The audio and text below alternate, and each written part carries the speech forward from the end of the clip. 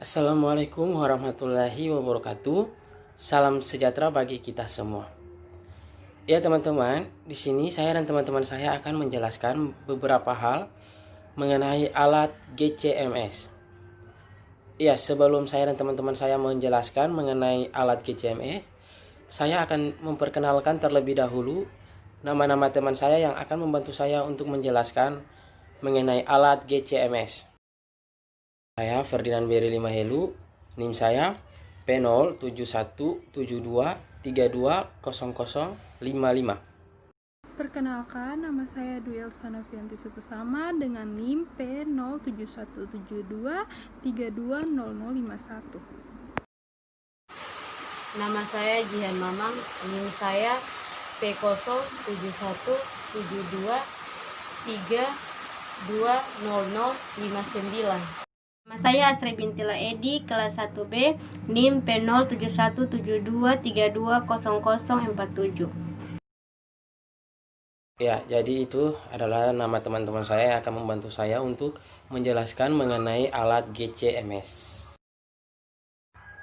Ya, di sini saya akan menjelaskan pengertian dari alat GC dan MS.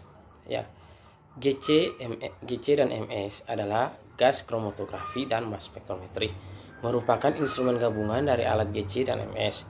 Sampel akan diidentifikasi terlebih dahulu dengan alat GC, kemudian diidentifikasi dengan alat MS. GC dan MS digunakan untuk memisahkan dan mengidentifikasi komponen-komponen campuran yang mudah menguap. Ya, beberapa fungsi dari alat GCMS. Yang pertama, pemisahan senyawa dalam suatu sampel. Yang kedua, menghitung kadar senyawa dalam suatu sampel. Yang ketiga, pengujian kemurnian suatu senyawa. Yang keempat, identifikasi senyawa yang ada pada suatu sampel. Dan yang terakhir, menyiapkan suatu senyawa murni dari suatu sampel. Bagian-bagian GCMS, gas kromatografi massa spektrofotometri. Yang pertama, cair gas, gas pembawaan. Gas yang dapat digunakan pada dasarnya harus inert, kering, dan bebas oksigen. Kondisi seperti ini dibutuhkan karena gas pembawaan ini dapat saja bereaksi dan dapat mempengaruhi gas yang akan dipelajari atau diidentifikasi. Yang kedua, kontrol atau regulator. Digunakan untuk mengatur tekanan gas-gas yang digunakan. Yang ketiga, ejector, tempat masuknya cuplikan dengan cara menyuntik. Yang keempat, kolom, tempat terjadinya proses pemisahan komponen-komponen cuplikan. Yang kelima, ada detektor, bagian untuk mendeteksi komponen-komponen yang keluar dari kolom. Detektor ini akan mengirimkan isyarat listrik ke alat pencatat atau recorder. Yang keenam, ada oven untuk memanaskan kolom pada suatu termostat. Yang ketujuh, ada recorder, alat pencatat yang berfungsi untuk mencatat isyarat-isyarat. Hal pertama yang dilakukan yakni kita dapat mengaktifkan GC sebagai langkah awal, kemudian dapat diikuti dengan prosedur-prosedur yang akan saya berikan ini. Yang pertama, aktifkan uninterruptible power supply atau UPS jika ada. Yang kedua, buka katup gas atau alirkan gas ke GC dengan sebagai berikut: gas helium atau He sebagai pembawa, kemudian gas nitrogen atau N2 sebagai pembawa karir dan sebagai backup gas. Yang ketiga, gas hidrogen atau H2 sebagai gas pembakar. Yang keempat, gas kompres air sebagai pembakar. Yang ketiga, aktifkan komputer sebagai sarana penyimpanan data hasil penelitian. Yang keempat, aktifkan gas kromatografi atau GC dengan tombol on-off yang berada di sisi kiri bagian bawah.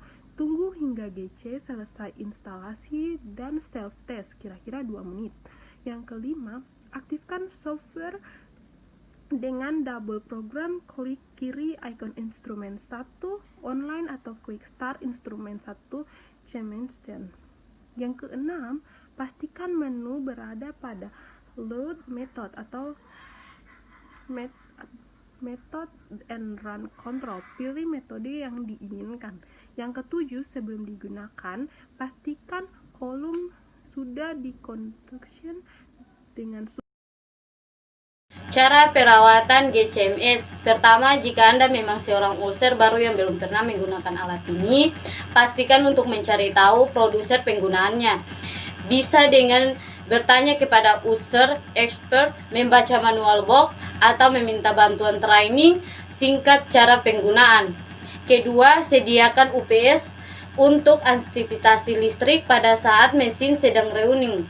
Ketiga, pastikan selalu mengingat untuk membuka dan menutup tuas gas carrier sebelum dan setelah penggunaan. 4. Lakukan kalibrasi secara berkala, terlebih ketika alat gas kromatografi menemui pihak yang tidak sesuai. 5. Setelah selesai penggunaan, pastikan mematikan instrumen sesuai dengan produser, seperti menurunkan terlebih dahulu suhu inlet dan kolom. 6. Jika dirasa terhadap kejanggalan atau teknis selama mesin running, pastikan untuk menghubungi tim teknis. Demikian penjelasan mengenai alat GC dan MS dari kelompok kami. Terima kasih.